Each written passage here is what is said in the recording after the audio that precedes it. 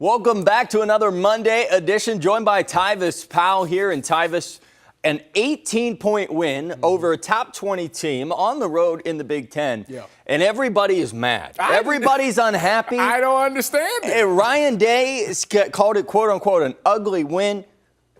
Take me through why this is an ugly win, or how you actually feel about it. Well, a lot of people still are upset about the red zone struggles. Yeah. Obviously, you get down there and you kick some field goals. Yes, you want to see these guys be able to score in the red zone, score touchdowns. And everybody is always grading Ohio State, not off of the game, but off the national perspective. If Illinois was Miami or Oregon or Indiana, would they still win that game? And a lot of people are up in arms about those things. I feel like Ohio State does a really good job of scoring points. I think that the mindset of Ohio State is this.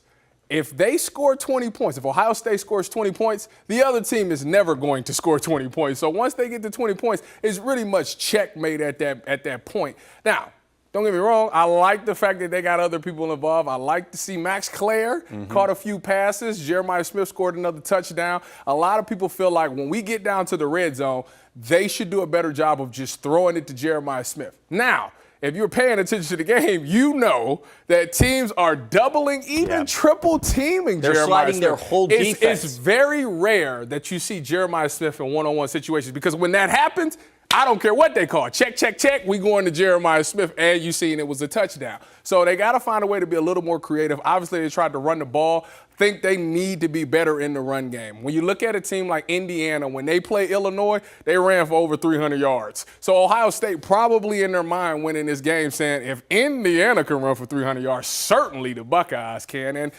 Illinois, to their credit, did a really good job of coming up and filling gaps. So, couple notes off of that.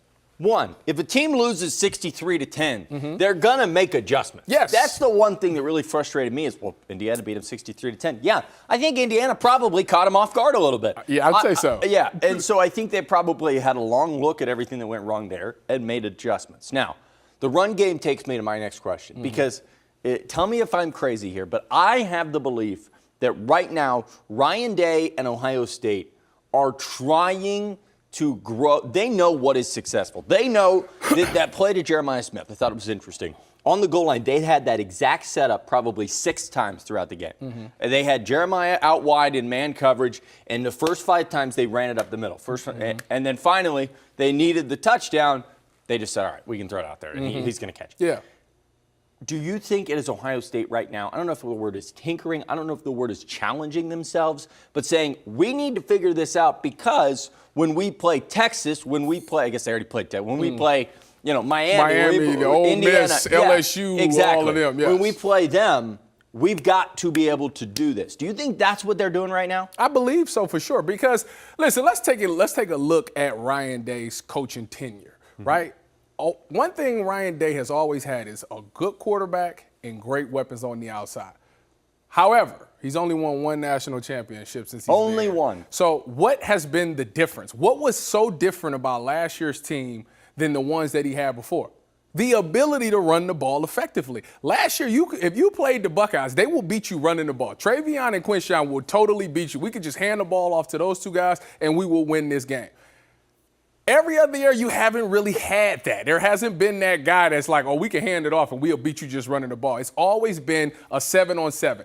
When you look at this team, and any Ohio State team, you're never going to worry about the quarterback or the wide receiver. That's going to be there. They're going to be the best in the country. They're going to make the plays when you need them to make the plays. However, if you want to win games when you get later in the season, when bodies are beat up, linebackers don't want to fill that gap, you got running backs that can continue to run the ball effectively, that is what is going to take you over the top. You think about back, even when I played in 2015, we had Ezekiel Elliott. Zeke went for almost 200 yards every game in the postseason to be able to win those games. Running the ball is the biggest key to winning national championships. And I think right now, when you look at this running back room, they're trying to establish those guys to get them to understand, hey, we need you. Right now, we're going to win games. We don't need you right now to win games. But when it comes down to that run at the end of the season, we need your bodies to be fresh, and we need you guys to be able to crease these defenses. So I think we're building up to that right now. It's taking a little bit longer than we anticipated.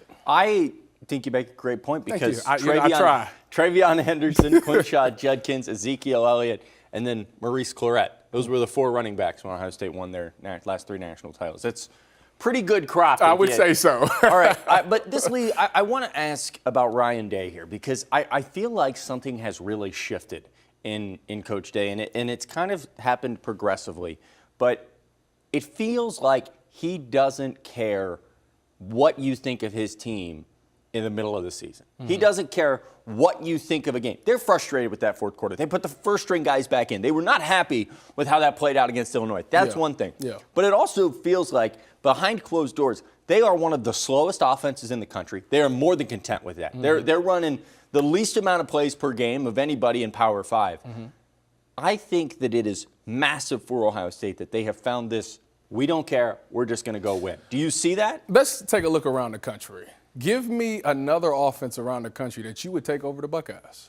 It's a good point. My point exactly. So, with that, I was going to say Oregon, but not anymore. Not anymore. See, I think when you look at that, Ohio State knows, like, listen, if it push comes to shove, we got the best. Like, we can draw up something and we can beat you. There isn't really too many offenses that you would take over the Buckeyes. So when it comes to Ryan Day, he's never, ever going to be worried about his offense because he knows – I know Brian Hartline is calling the plays. I know Brian Hartline is the guy that's the OC. But at the end of the day, it's Ryan Day's system. So he knows how to fix anything. Any look that you give him, he will figure out how to beat it in game time, in real time, which is hard to do for coaches to be able to make those in-game adjustments. But he's one of the best in this business at that. I still believe that right now, again, we get to 20 points, we can try things. After we score 20 points, because if you see, we score pretty quickly. Yeah, once we hit 20 points, now let's try this. Let's put this on tape. Yes. Let's try to see, let's work on this, because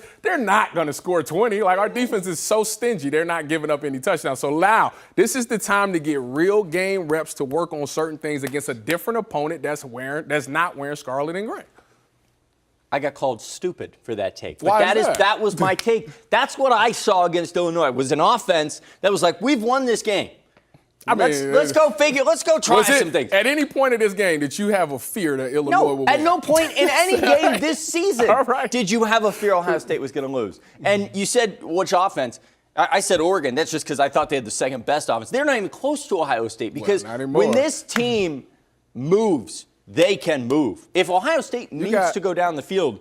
You got literally 2 first-round picks on the outside. Julian Sang is playing some of the best quarterbacks. He leads the nation in completion percentage. He is the best quarterback in the really country. good right now. And then you got a young freshman running back that is emerging as running back 1. So yes, that's going to take some time. It's y'all spoiled with like the Maurice Clarett's and all that, where they just come in and they just that guy right away. Some people, it takes some time for them to do that. I think Bo Jackson has done a really good job just seeing him from game 1 to where he is now. Not game 1 because he didn't play, but game 2 and whenever he got his first start to where he is now. I love the fact that he's progressed and that he breaks tackles, and I think at some point of this season, he's going to break something. He's going to break the long one, and it's going to be a touchdown. And we're going to say, there is the run game that we've been working on for the past couple of weeks. All right. We're kind of sticking to an offense theme here. We saw the defense.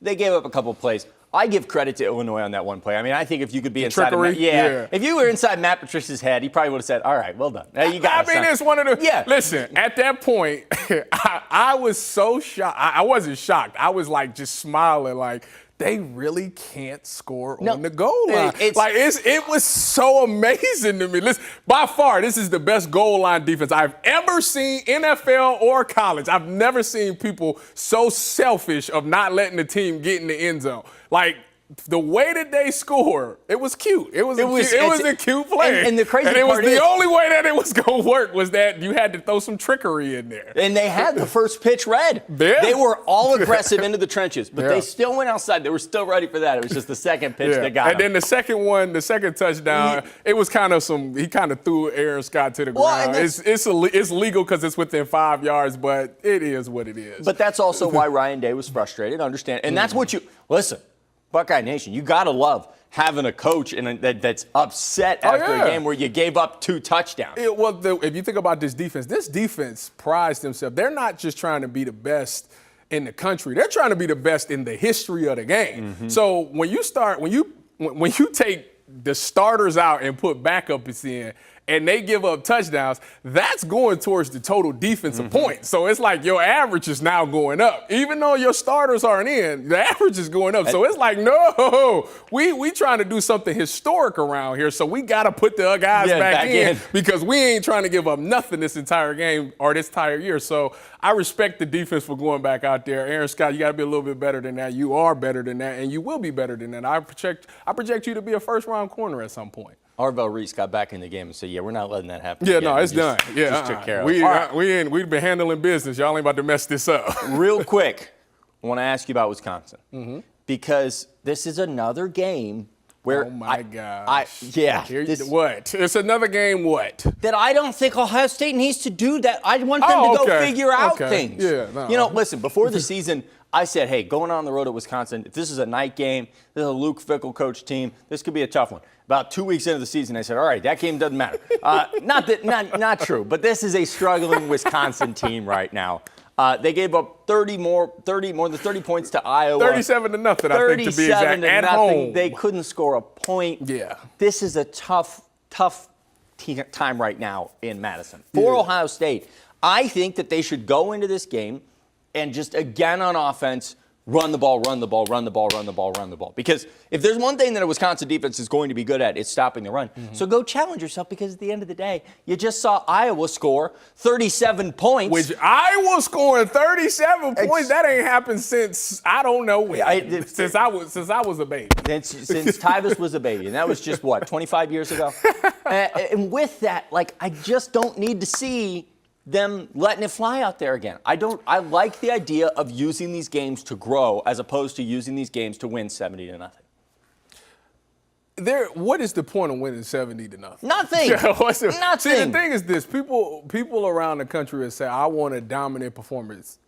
Winning 35-0 is fine as well. It's true. I think that Ask Iowa. For a team that's struggling like Wisconsin is, I just want to see the defense go out there and continue to build on what they have. If Wisconsin tries to hit the seam routes or something like that, I want to see us stop them. That'd show me all right, this defense is trending in the right direction because obviously the seams has been something that maybe not last week, but a couple of weeks ago. And then Illinois had a couple of players make a couple of plays. So I want to see those guys be able to clean those things up. If you want to see the defense get better, those are some things that I would think of. On the offensive side of the ball, just run your stuff. Go out there, run your stuff, run the ball, be effective in the run game.